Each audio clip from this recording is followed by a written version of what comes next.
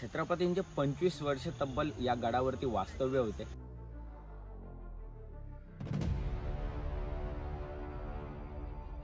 मागे पाहू शकता बलाढ्य असा पाली दरवाजा आहे।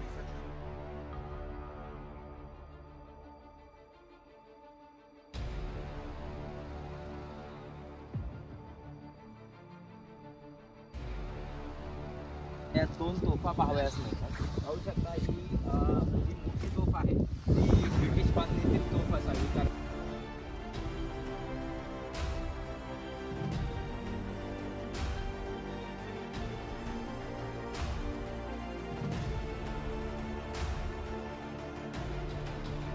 चंद्रकोर टाका म्हणजे काय, तर याचा आकार जो आहे जर तुम्ही वरतून पाहाल तर तो चंद्राच्या कोरीप्रमाणे आहे, उन्हाला चंद्रकोर टाका असं म्हटलं जातं। मित्रांनो, हाच तो बालेकिल्ल्यावरचा छत्रपतींचा वाडा की याच वाड्यामध्ये छत्रपती शिवरायांचं वास्तव्य होतं। याच ठिकाणी जो काही छत्रपतींचा दरबार किंवा जे काही कामकाज असेल ते ह्याच ठिकाणाहून व्हायचे।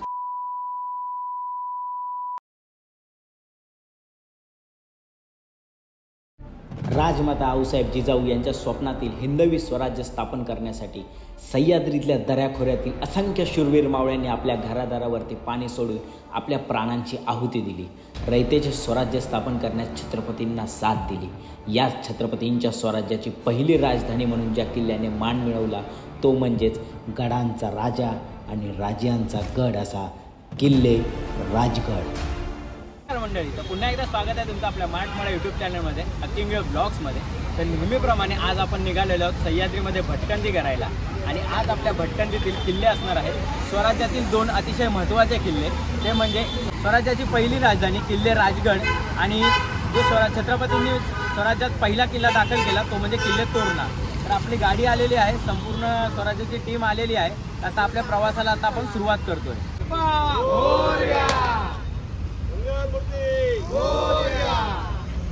शिवसकाळ मित्रांनो, तो आत्ता आपण 6 वाजता राजगड किल्ल्याच्या पायथ्याशी पोचलेलो आहे। माझ्या मागे तुम्ही पाहू शकता बलाढ्य बेलाग असा राजगड किल्ला आहे। छत्रपतींचे 25 वर्ष तब्बल या गडावरती वास्तव्य होते। अशा या पवित्र गडावरती आत्ता आपण ट्रेक करायला सुरुवात केली आहे। माझ्या मागे पाहू शकता बोर्ड आहे किल्ले राजगड, आणि आत्ता आपण पाली दरवाजा मार्गे किल्ल्याकडे जायला प्रस्थान करतोय। तर आता आपण आपल्या ट्रेकला सुरुवात करूया। गडावर जाण्यासाठी प्रामुख्याने 2 वाटा आहेत। एक गुंजवणे गावातून चोर वाटेद्वारे तुम्ही गडावर प्रवेश करू शकता। जर तुम्हाला पाली दरवाजा मार्गे गडावर पोहोचायचे असल्यास वेल्हे गावातून ट्रेकला सुरुवात होते। 12 मावळ प्रांतांपैकी गुंजन मावळ या खोऱ्यात राजगड किल्ला अगदी दिमाखात वसलेला आहे। राजगडाची समुद्र सपाटीपासूनची उंची 1394 मीटर इतकी आहे। ट्रेक आपला चालू आहे आणि अर्ध्या वाटेपर्यंत आलोय आपण, आणि काही अंतरावरतीच आता आपल्याला पाली दरवाजा लागेल। आणि मागचं वातावरण बघू शकता, अतिशय सुंदर वातावरण झालेलं आहे, आणि ट्रेक जो आहे जरा दमछाक करणारा ट्रेक आहे, त्यामुळे आम्ही आता पहिला टप्पा घेतलाय, जरा आराम करतोय।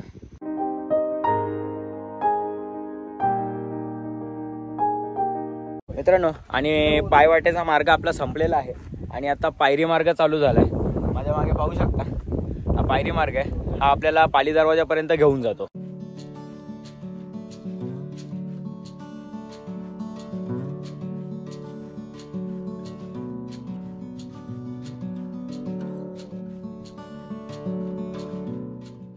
आणि पायरी मार्ग चढतोय आपण, आणि गडावरती मोठ्या प्रमाणावरती आता धुकं पसरले पाहू शकता।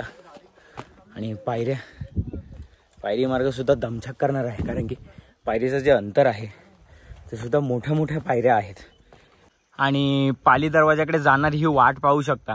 पायरी मार्ग संपलाय आता, आणि धुकं पाहू शकता, धुकं मोठ्या प्रमाणावरती पसरलंय, आणि ही जी फुलं आलेत गडावरती अतिशय सुंदर पायवाट आहे चालताना।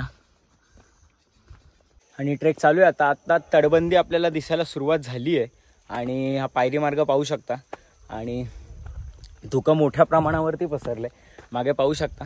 आणि वाटेत चालत असताना आपल्याला भयानक शांतता आहे, वाऱ्याचा आवाज आणि जो काही झऱ्यांचा आवाज आहे तो अतिशय मनमोहक आहे मनाला। आणि गडाच्या पाली दरवाजाच्या इथे येऊन आपण पोहोचलेलो आहोत। माझ्या समोर पाहू शकता पाली दरवाजा धुक्यामध्ये हरवलेला हा पाली दरवाजा पाहू शकता। आता आपण पाली दरवाजा इथे पोहोचलेलो आहे। माझ्या मागे पाहू शकता बलाढ्य असा पाली दरवाजा आहे। तर दरवाजा आपण बघूया आतमध्ये कसा आहे तो। पाली दरवाजा शिवकालीन काळात राजमार्ग होता।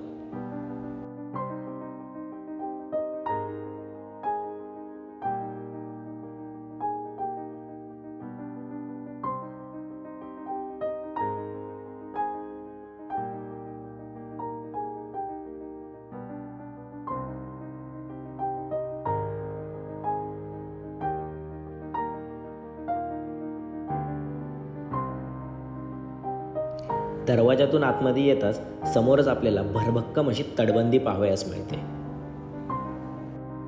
तटबंदीमध्ये जागोजागी जंग्या आहेत, तेथून शत्रूवरती नजर ठेवता येते।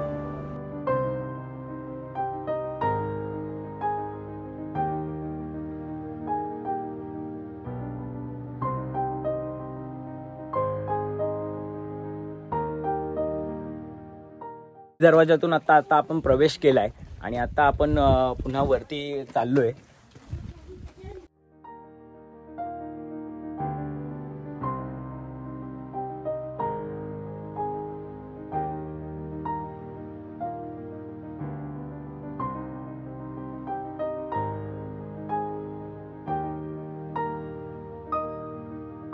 गडावरती मोठ्या प्रमाणावरती धुकं पसरल्यामुळे आजूबाजूचा प्रदेश नजरेस पडत नव्हता।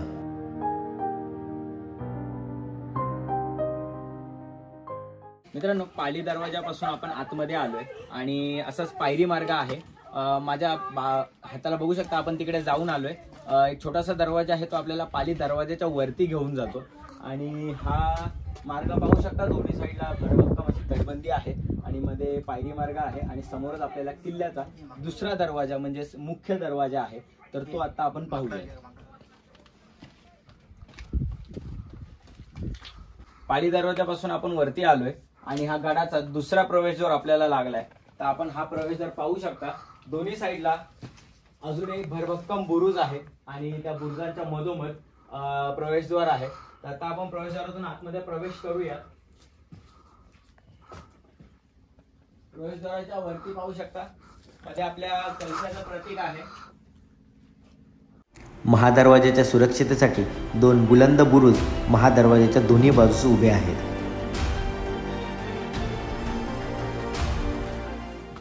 आणि प्रवेशद्वारातून आतमध्ये आल्यावरती आपल्याला माझ्या डाव्या हाताला पाहू शकता देवड्या आहेत। अतिशय सुंदर बांधकाम आहे।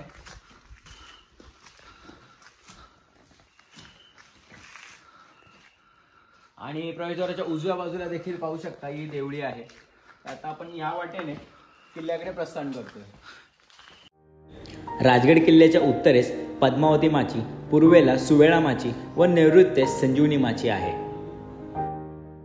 महादरवाजापासून आपण वरती आलोय आणि माझ्या मागे पाहू शकता हे सदर आहे आणि सदरेच्या समोरच एक तलाव आहे खाली।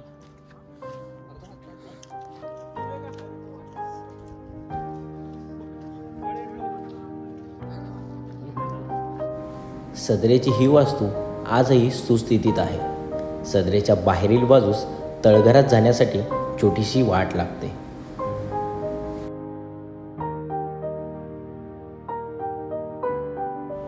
तळघराचा मुख्य वापर हा गुप्त चर्चा करण्यासाठी येत असावा।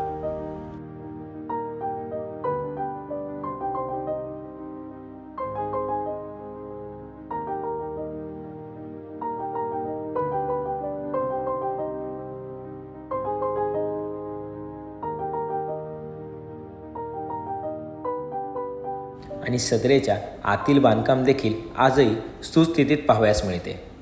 माझ्या मागे पाहू शकता सदर आहे आणि सदरेच्या डाव्या बाजूला माझ्या डाव्या हाताला तर माझ्या समोर पाहू शकता 2 वाटा लागतात। एक वाट जी आहे ती सुवेळा माचीकडे घेऊन जाते आणि दुसरी वाट जी आहे उजव्या हाताची ती आपल्याला बाले किल्ल्याकडे घेऊन जाते।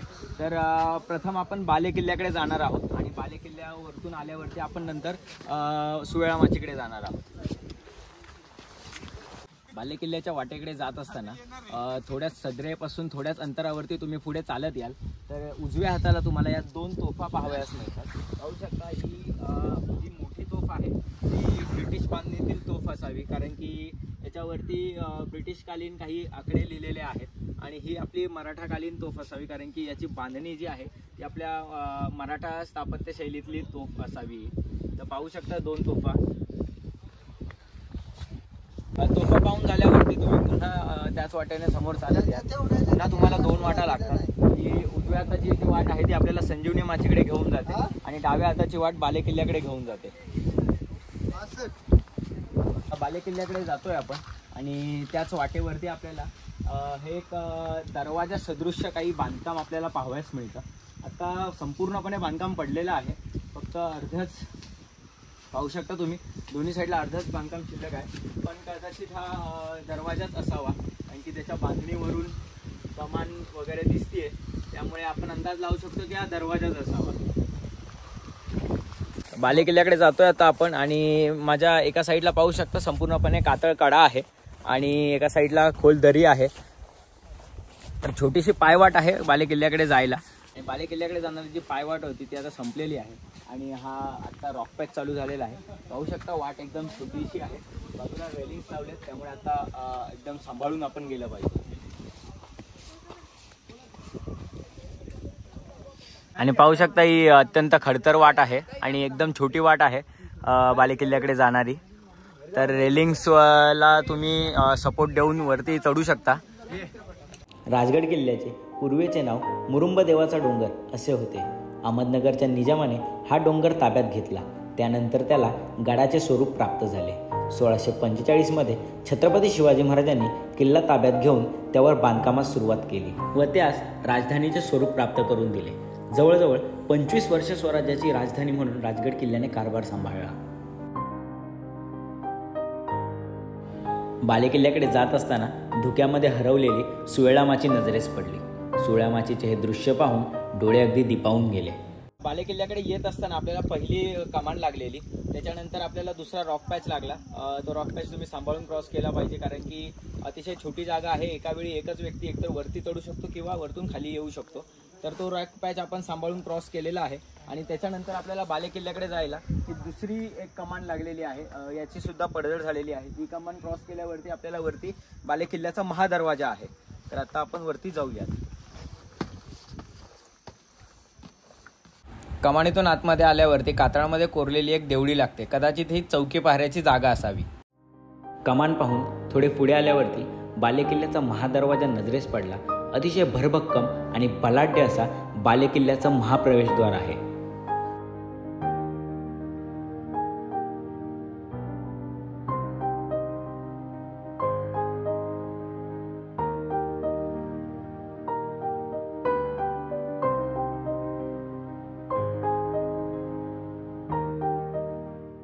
बालेकिल्ल्याच्या महाप्रवेशद्वारापासून आतमध्ये आलोय आपण आणि प्रवेशद्वारापासून समोरच आलात तर तुम्हाला जन्नी देवीचं पहिलंच मंदिर पाहावयास मिळतं. तर दर्शन घेऊयात आता आपण आतमध्ये जाऊन. मंदिरामध्ये पाषाणामध्ये देवीचे नाक व डोळे कोरलेली एक तांदळा आहे. संपूर्ण गड पिवळ्या सोनकीच्या फुलांनी व इतर रानफुलांनी बहरून गेला होता.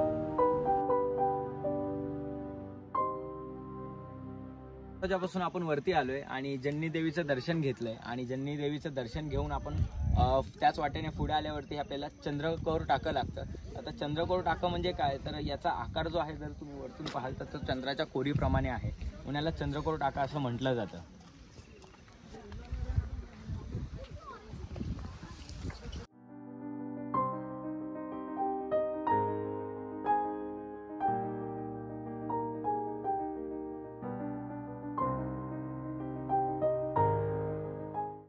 चंद्रकोर टाका पाहून झाल्यावरती ब्रह्मेश्वर महादेव मंदिर आहे. तर ब्रह्मेश्वर महादेव मंदिराचं आता आपण दर्शन घ्यायला जाऊया.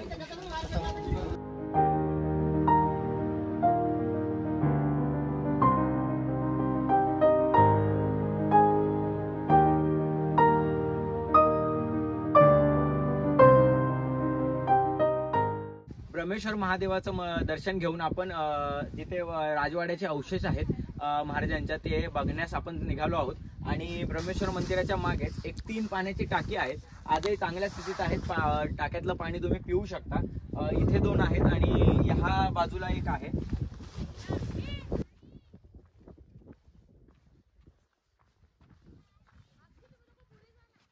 आणि मंदिराच्या मागेच पाहू शकता तुम्ही आपल्याला वाड्यांचे अवशेष पाहावयास मिळतात. भिंती आता सध्या शिल्लक आहेत.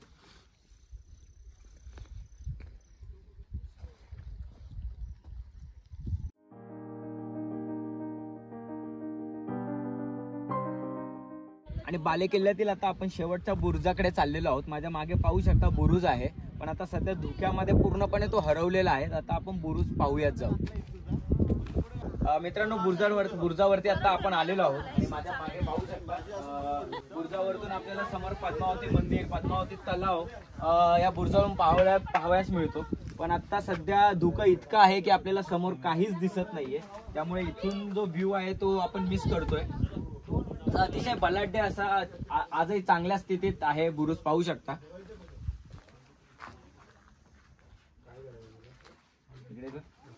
आणि इथून देखील एक वाट खाली जाते, पण ती वाट आता सध्या कुठे जाते कारण की आपल्याला काही कल्पना नाहीये, कारण की इथे पायऱ्या देखील आहेत.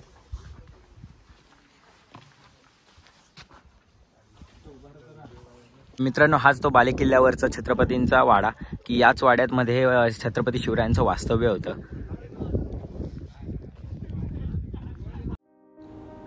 बालेकिल्ल्यामधील राजवाड्यांचे अवशेष पाहून मन अगदी स्तब्ध झाले आणि मनात एकच विचार येऊन गेला की याच ठिकाणी आपले राजे विश्रांतीसाठी येत असावे. इथल्या प्रत्येक दगडाला छत्रपतींचा स्पर्श झालेला असावा. याच दगडांनी छत्रपतींचा सहवास अनुभवला असावा. पण आज ते सुद्धा अवशेष नामशेष होण्याच्या मार्गावरती आहेत.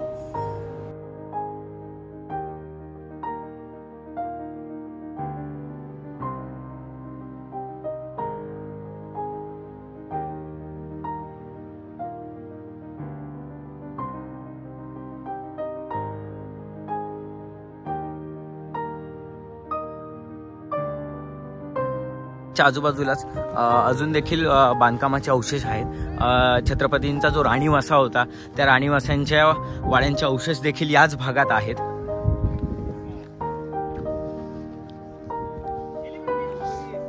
गडावरील प्रत्येक वास्तू बोलकी होती. मित्रांनो, आता आपण राजगड किल्ल्याच्या बालेकिल्ल्याच्या एकदम टॉपवरती आलेलो आहोत आणि आता जिथे मी बसलेलो आहोत ती पवित्र अशी सदर आहे. याच ठिकाणी जो काही छत्रपतींचा दरबार किंवा जे काही कामकाज असेल ते ह्याच ठिकाणाहून व्हायचे. माझ्या मागे पाहू शकता काही अवशेष आहेत इथले, जे काही खांबांचे अवशेष असतात खांब लावण्यासाठी, ते खांबांचे अवशेष आहेत. मागे देवळी आहे भिंतीमध्ये, तर प्रशस्त अशी एकदम सदर आहे.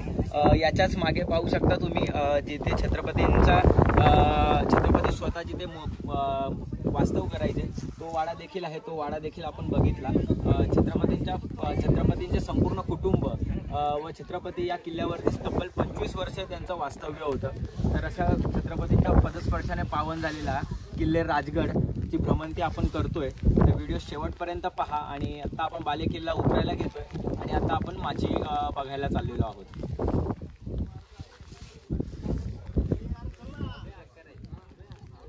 सदर छत्रपतींचा वाडा आणि बाकींचे वास्तू पाहून झाल्यावरती इकडे पाहू शकता टेहळणी बुरुज, टेहळणीची जागा असावी ही कदाचित.